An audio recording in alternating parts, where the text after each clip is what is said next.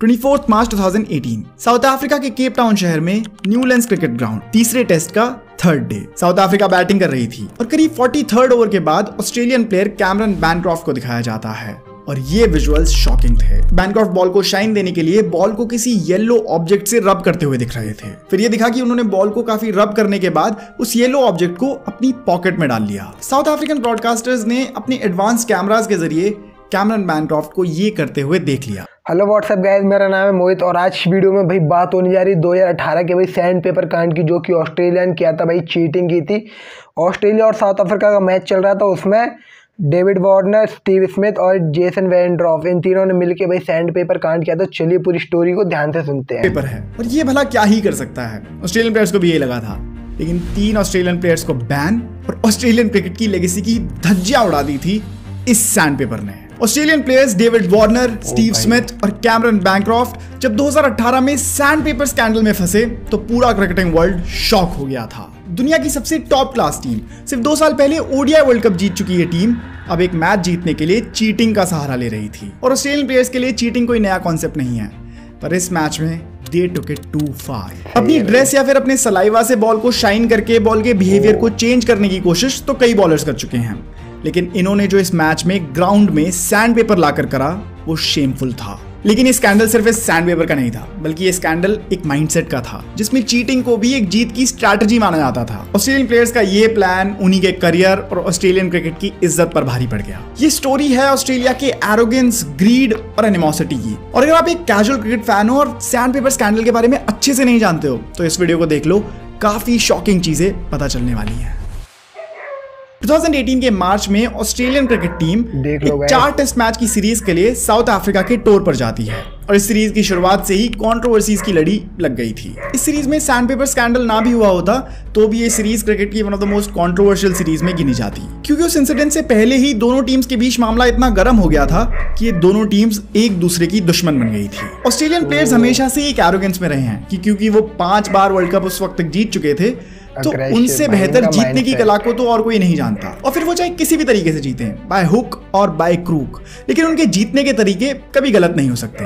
लेकिन उनका यही win at all cost mindset उनके लिए इस सीरीज में भारी पड़ने वाला था। जब सीरीज की फर्स्ट टेस्ट मैच से शुरुआत होती है तभी से दोनों टीम्स के बीच की टेंशन काफी बढ़ने लगी थी। दूसरी इनिंग में जब नेथन लायन ने एबी डिविलियर्स को रन आउट करा तो डाइव लगा चुके डिविलियर्स उनके बिल्कुल नजदीक थे और इसी मोमेंट में नेथन लायन ने सेलिब्रेट करते हुए बॉल को डिविलियर्स के ही ऊपर गिरा दिया। ये तो गेम के मायनों से काफी गलत काम था। आप ऑपोजिशन टीम के प्लेयर को मॉक करो या फिर स्लेज करो वो तो समझ आता है, लेकिन सीधा सीधा बॉल उनके ऊपर गिरा देना, ये तो मेरे हिसाब से क्रिकेट के गेम की जो इंटीग्रिटी है उसकी लाइन को क्रॉस करने जैसा था और काफी डिसरिस्पेक्टफुल था, स्पेशली डिविलियर्स के लिए, जिनके लिए ये उनकी आखिरी टेस्ट सीरीज होने वाली थी। उनको इस तरह की डिसरिस्पेक्ट देना ये तो काफी क्लासलेस था। फिर इसी टेस्ट में हुए एक टी ब्रेक के दौरान जब दोनों टीम्स स्टेयर केस से होकर अपने अपने ड्रेसिंग रूम्स की तरफ जा रही थी तब डेविड वार्नर और South African captain Quinton de Kock के बीच एक काफी हीटेड कॉन्फ्रंटेशन हुई, जिसमें वार्नर बिल्कुल अपना कंट्रोल खोते हुए दिख रहे थे। इस पूरे मैच में ही वार्नर की बॉडी लैंग्वेज काफी अटैकिंग और अग्रेसिव थी। और अब ये उनका डी कॉक के साथ ऑफ द फील्ड एक्सचेंज, जिसमें उन्होंने बताया कि डी कॉक ने पहले उनकी वाइफ पे कुछ कॉमेंट करा था, इसीलिए वो इतने अग्रेसिव हुए। दोनों टीम्स के प्लेयर्स ने बीच बचाव करा और किसी तरह ये मैच खत्म हुआ। सेकेंड टेस्ट में एक और कॉन्ट्रोवर्सी आई,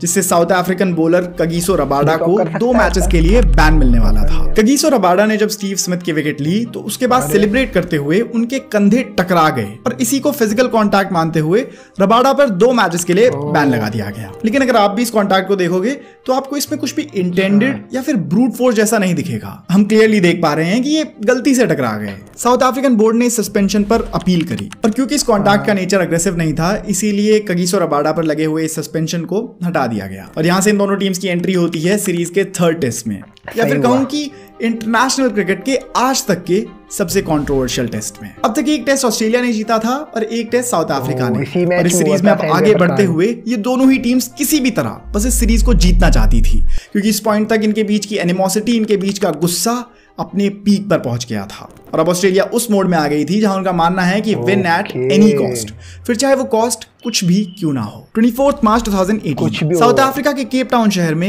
न्यूलैंड्स क्रिकेट ग्राउंड, तीसरे टेस्ट का third day. South Africa batting कर रही थी और करीब 43rd ओवर के बाद ऑस्ट्रेलियन प्लेयर कैमरन बैनक्रॉफ्ट को दिखाया जाता है और ये विजुअल्स शॉकिंग थे। बैनक्रॉफ्ट बॉल को शाइन देने के लिए बॉल को किसी येलो ऑब्जेक्ट से रब करते हुए दिख रहे थे। फिर ये दिखा कि उन्होंने बॉल को काफी रब करने के बाद उस येलो ऑब्जेक्ट को अपनी पॉकेट में डाल लिया। साउथ अफ्रीकन ब्रॉडकास्टर्स ने अपने एडवांस कैमरास के जरिए कैमरन बैनक्रॉफ्ट को ये करते हुए देख लिया और इसी के विजुअल्स उन्होंने ग्राउंड पर बड़ी स्क्रीन पर दिखा दिए और पूरी दुनिया में टेलीविजन पर दिखा दिए। अब साउथ अफ्रीकन टीम से लेकर कमेंटेटर से लेकर एम्पायर्स तक हर कोई कंफ्यूज था और हर कोई समझना चाह रहा था कि भला कैमरन बैनक्रॉफ्ट ये क्या कर रहे हैं और ये जो इनके हाथ में ये येलो ऑब्जेक्ट है ये क्या है। जैसे ही बैनक्रॉफ्ट को पता लगा कि कैमराज ने उन्हें ये करते हुए देख लिया है उन्होंने पैनिक करते हुए उस येलो ऑब्जेक्ट को अपनी पॉकेट से निकाला और अपने ट्राउजर के सामने वाले हिस्से में छुपा लिया। लेकिन एम्बैरेसिंग बात यह है कि कैमराज ने उन्हें ये करते हुए भी पकड़ लिया। लेकिन मेन क्वेश्चन ये है कि बैनक्रॉफ्ट आखिर सोच क्या रहे थे कि क्या कोई कैमरा उन्हें नोटिस नहीं करेगा। उस मैच में करीब 50 कैमराज थे, वो भी 50x जूम के साथ। ऐसा सोचना भी एक बड़ी बेवकूफी है कि साउथ अफ्रीकन ब्रॉडकास्टर्स उन्हें करते हुए पकड़ेंगे नहीं। भगवान जाने वो क्या सोच रहे थे। इसीलिए बड़े बूढ़े कहते हैं कि नकल के लिए भी अकल चाहिए होती है। बट अब स्टोरी पे वापस आते हैं। एम्पायर्स इससे काफी कंसर्न थे और इसीलिए उन्होंने बैनक्रॉफ्ट को अपने पास बुलाया और उनसे पूछा कि ये जो येलो चीज तुम अपनी जेब में छुपा रहे हो ये आखिर क्या है। तब बैनक्रॉफ्ट ने बड़ी चालाकी से अपनी पॉकेट से एक माइक्रोफाइबर क्लॉथ को निकाला जिससे वो अपने सनग्लासेस को साफ करते थे और एम्पायर को दिखाया कि ये इसे इस्तेमाल कर रहा था मैं। वो बॉल पे थोड़ी घास लग गई थी उसको साफ कर रहा था। इसी डिस्कशन के दौरान कैप्टन स्टीव स्मिथ और वाइस कैप्टन डेविड वार्नर को टेलीविजन पर दिखाया गया और इन दोनों की शक्लों पर अब 12 बजे हुए थे क्योंकि ये जानते थे कि कैमरन बैनक्रॉफ्ट तो चलो एक जूनियर प्लेयर हैं, लेकिन अगर इनकी चोरी पकड़ी गई तो पूरा बिल इन्हीं के माथे पे फटेगा। अब क्योंकि एम्पायर्स को पता था कि बॉल टेम्परिंग करने की कोशिश हुई है तो एम्पायर ने बॉल को चेक किया लेकिन बॉल में कोई नुकसान नहीं हुआ था और ऐसे में साउथ अफ्रीकन टीम को ऑप्शन दिया गया कि वो इस बॉल के साथ खेलना चाहते हैं या फिर इसे रिप्लेस करना चाहते हैं। लेकिन क्योंकि बॉल में कुछ चेंज हुआ ही नहीं था इसलिए उन्होंने गेम को ऐसे ही कंटिन्यू रखा। मतलब बैनक्रॉफ्ट ने जिस काम को करने के लिए इतना बड़ा रिस्क लिया था उसमें भी फेल हो गए।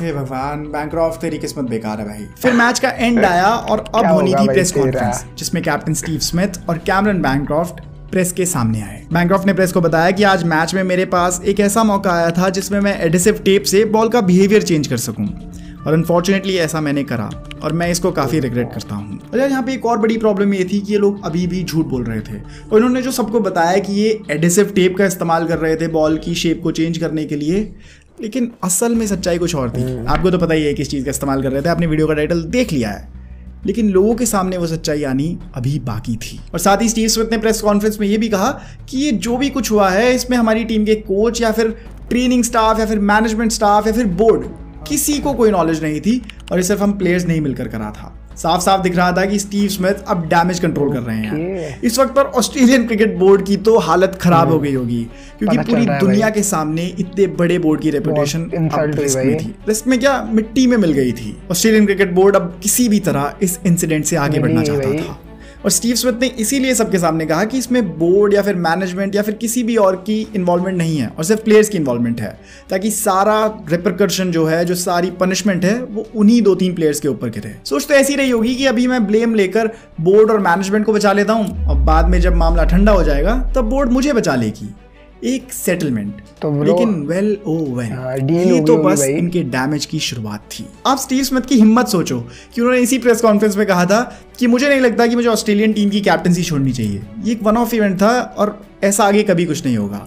मतलब आप पब्लिक को बस आश्वासन दे दो कि आगे ऐसा कभी कुछ नहीं होगा और अभी मैं कैप्टन बना रहता हूँ। भाई इतना बड़ा स्कैंडल और तुम्हें अभी भी अपनी कैप्टनसी की पड़ी है। बैनक्रॉफ्ट और स्टीव स्मिथ की इस एक्सेप्टेंस ने सभी क्रिकेट फैंस को शॉक कर दिया था और अब पूरा क्रिकेटिंग वर्ल्ड इसी मुद्दे पर बात कर रहा था। इसी के बाद दुनिया के बिल्कुल दूसरे हिस्से में English player Stuart Broad press से बात करते हुए ये कहते हैं कि ऑस्ट्रेलियन क्रिकेट के लिए ये कोई नई बात नहीं है कि वो बॉल के साथ छेड़छाड़ी कर रहे हों, क्योंकि इसी साल जब हम एशेज खेल रहे थे तब उनकी बॉल एक ऐसी पिच पर टर्न कर रही थी जिस पिच में टर्न होने की कोई चांस ही नहीं थी। इस तरह की बातें पूरी दुनिया में होने लगी जहां हर कोई ऑस्ट्रेलियंस को विलन ही बता रहा था। यहीं से ऑस्ट्रेलियन क्रिकेट बोर्ड ने इस मैटर को अच्छे से इन्वेस्टिगेट करना शुरू करा और यहीं से काफी शॉकिंग चीजें सामने आने लगी। पता चला कि टीम के वाइस कैप्टन डेविड वार्नर, जो अब तक प्रेस से बचे हुए घूम रहे थे, ये सब असल में उन्हीं की प्लानिंग से हुआ था। यहीं पे कैमरन बैनक्रॉफ्ट ने एक्सेप्ट करा कि वो येलो ऑब्जेक्ट जिसको वो अभी तक एक टेप बता रहे थे वो असल में एक सैंड पेपर था। And this was shocking. Cricket ground के बाहर की कोई चीज ग्राउंड में लाकर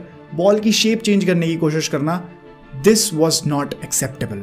मान लो कोई सलाइवा से करे, कोई कपड़े से घिस के करे, वो समझ आता है कि भाई ग्राउंड है, उन्हीं चीजों को इस्तेमाल करके कर लिया, लेकिन ग्राउंड के बाहर से स्पेशली कोई चीज लाना, इसके बाद तो फिर कुछ भी पॉसिबल है ना यार। आप कुछ भी ला सकते हो, आप कोई ऐसा स्पेशल मटेरियल ला सकते हो जिससे बॉल की शेप और ज्यादा तेज चेंज हो जाए। मतलब it opens the door to a lot of problems and this was not acceptable. अच्छा, अब वैसे सवाल आता है कि सैंडपेपर असल में आया कहां से? हाँ भाई, मैं आपको बताता हूँ। सैंडपेपर किसी बैट्समैन के लिए कोई अनजान चीज नहीं है। एक बैट्समैन अक्सर अपने किट बैग में एक सैंडपेपर रखता है जिसका इस्तेमाल वो अपने बैट के सरफेस को प्लेन करने के लिए करता है, लेकिन अक्सर ये सैंडपेपर उनके किट बैग तक ही रहता है। लेकिन यहाँ पर कुछ अलग हुआ। जब मैच के बीच टी ब्रेक हुआ तब ऑस्ट्रेलिया के कुछ प्लेयर्स ने मिलकर एक प्लान बनाया। वो जीत के इतने भूखे हो गए थे कि उन्होंने सैंडपेपर से बॉल टेम्परिंग करने के रास्ते को चुना। पता चला कि इसमें डेविड वार्नर, स्टीव स्मिथ और बैनक्रॉफ्ट डायरेक्टली इन्वॉल्व थे और टीम के दूसरे प्लेयर्स को भी इसकी इनडायरेक्टली नॉलेज थी। 2018 में जब ये बातें पहली बार पब्लिक में आई थी तब मुझे याद है मेरे दिमाग में तो यही आया था कि यार ये अगर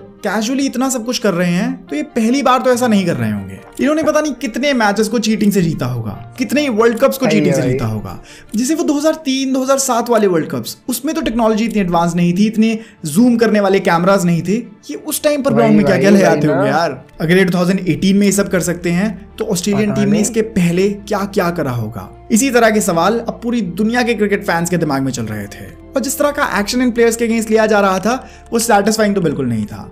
सिर्फ कुछ मैचेस का बैन, यार इतना तो कितनी छोटी छोटी बातों पे मिल जाता है। और ऐसे में उस वक्त के Australian prime minister Malcolm Turnbull interfere करते हैं और ऑस्ट्रेलियन क्रिकेट बोर्ड के चेयरमैन डेविड पीवर को कॉल करते हैं और कहते हैं कि इन प्लेयर्स के अगेंस्ट स्ट्रॉन्ग एक्शन लिया जाना चाहिए, क्योंकि अगर ऐसा नहीं हुआ तो पूरी दुनिया के सामने ऑस्ट्रेलिया की इमेज काफी खराब हो जाएगी। इसी के तुरंत बाद इन तीनों प्लेयर्स को उस टूर से सस्पेंड कर दिया गया। बची हुई सीरीज के लिए टिम पेन को कैप्टन बनाया गया और ग्लेन मैक्सवेल, जो बर्न्स और मैट रेंशो ने इनकी रिप्लेसमेंट के तौर पर टीम में एंट्री ली। इसके बाद तीनों प्लेयर्स की पनिशमेंट्स अनाउंस हुई। डेविड वार्नर और स्टीव स्मिथ को 1 साल के लिए इंटरनेशनल क्रिकेट से बैन कर दिया गया और क्योंकि ये डेविड वार्नर का प्लान था इसलिए उनकी पनिशमेंट ज्यादा स्ट्रिक्ट थी।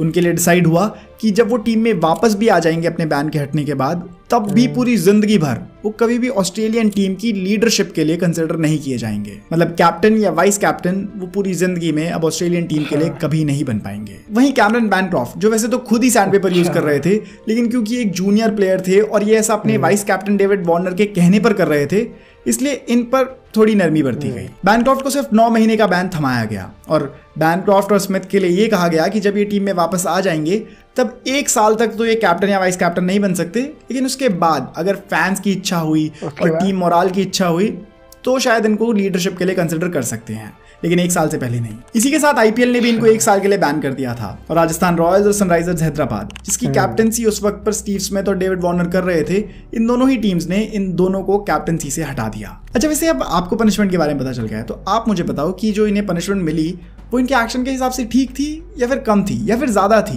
Does the punishment fit the crime? ये है आज का बड़ा सवाल और इसका जवाब आप मुझे दोगे कमेंट सेक्शन में। इस सब के बाद पूरा क्रिकेटिंग वर्ल्ड इन तीनों प्लेयर्स से, स्पेशली वार्नर और स्मिथ से नफरत करने लगा, क्योंकि ये तो इतने सक्सेसफुल प्लेयर्स थे, इतने पहुंचे हुए प्लेयर्स थे। इन्होंने अभी कुछ टाइम पहले ही वर्ल्ड कप जीता था और अब ये चीटिंग का सहारा ले रहे थे।